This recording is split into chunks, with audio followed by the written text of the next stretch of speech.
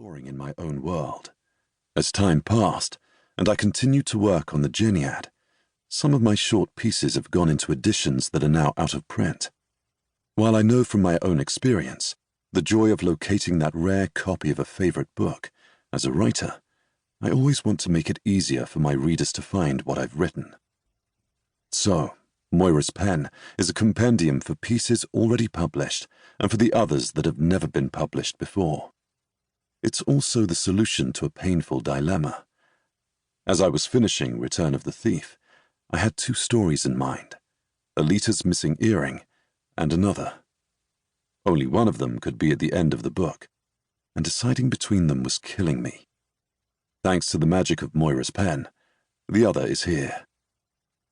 As I gathered these pieces together, I was reminded of the way writing each of them inspired more world-building that, in turn, yielded inspiration for the future. If I had Moira's Pen in my hand right now, I could write a whole book explaining exactly how inspiration works, but I do not and cannot. Instead, I've encouraged someone who is both invention and inspiration to add some comments of her own. I might not be able to write with Moira's Pen, but she can. To my readers, I mean it when I say that I have been honored by your attention. I am, as ever, gratefully yours. Megan Whalen Turner. Do not offend the gods. Edis goes camping. Helen thought she found the temple on her own. She woke without the warmth of her fire, unaware that she was both ending and beginning. The pony was fat and shaggy still from the winter. Its short legs flicked across the hard-packed road, and Helen's own round, solid body bounced uncomfortably on its back. She had a bundle with her, but it was as small as she could make it. Just blankets, a loaf of bread, and other bare necessities. She had her belt knife, and her own crossbow hung on the saddle with the cranking mechanism, geared for her 9-year-old arms. With luck, anyone who noticed her riding up the road away from the palace would see nothing out of the ordinary and would forget her again quickly.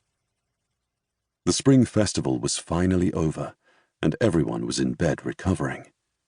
Helen doubted that anyone but Xanthi, her nurse, would even wonder where she was. By bedtime, of course, Xanthi would be alarmed, but by bedtime she would have found the drawing chalked inside the door to Helen's sleeping room. Xanthi couldn't read, or Helen would have written a note. Instead, she had drawn a picture of her pony with its bundle of blankets and food, and a picture of herself waving goodbye. It was only for one night, and Xanthi would eventually forgive her, but only if Helen made it away from the palace without drawing anyone's attention. If her mother sent for her and Helen couldn't be found, people would assume she was playing with her cousins in some obscure part of the palace, so long as no busybody remembered that she had gone out on her pony. If that happened, his stall would be checked, and when it was found empty, the hue and cry would be frightful. Her aunts would start wailing that she and the horse had gone over a cliff or been eaten by a lion, and her father would send out the entire population of the capital city in a search. At the thought, Helen urged the pony on a little faster.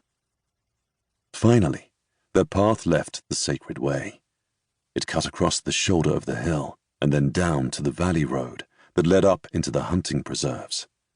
Out of sight of the palace, once among the trees, Helen relaxed. The pony slowed, and she patted his neck. "Don't slow too much, Nesta," she told him.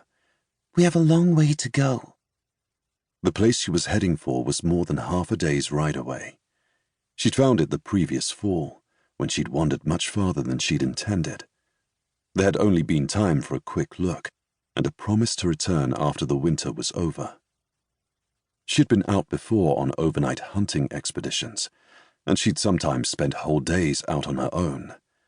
This wouldn't be very different, and it was the only way she could explore her secret hideaway and still keep it secret.